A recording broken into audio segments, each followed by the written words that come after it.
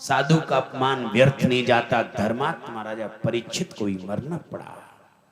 साधु का अपमान नहीं करना चाहिए। साधु से हो सके तो दुआ लेने की कोशिश करें।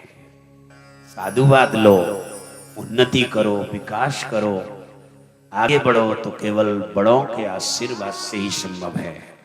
अभिवादन शीलस्य नित्यम वृद्धोपसेवनम चत्वार तस्य वर्धन्ते आयुर्विद्या यशो बलम। 4 चीजों की वृद्धि होती है। लेकिन श्राप दे दिया। तुरंग श्रृंगी ने डांटा।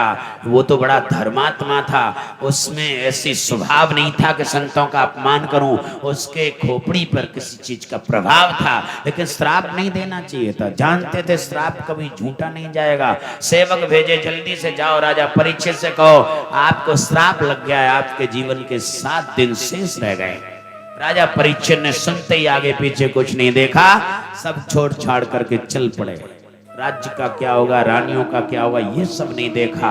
और जाकर के साधु संतों से मिले और जाकर के पूछ रहे हैं कि मेरे जीवन के 7 दिन शेष रह गए, ऐसी कोई युक्ति बताओ 7 दिन में उद्धार हो जाए। कोई कह रहा है गीता पाठ करो, कोई कह रहा है वेद पाठ करो, कोई कह रहा है यज्ञ कराओ, लेकिन ऐसी युक्ति किसी ने बता के नहीं जी 7 दिन में उद्धार हो जाए। अब तो गंगा किनारे अनासक्त बन के भगवान के भरोसे बैठ गए। हम तो बस में बैठ गए, ड्राइवर जाने उसका काम जाने। हम तो जहाज में बैठ गए, पायलट जाने उसका काम जाने। हम तो प्रभु तेरी शरण में आके बैठ गए, अब तू जाने तेरा काम जाने।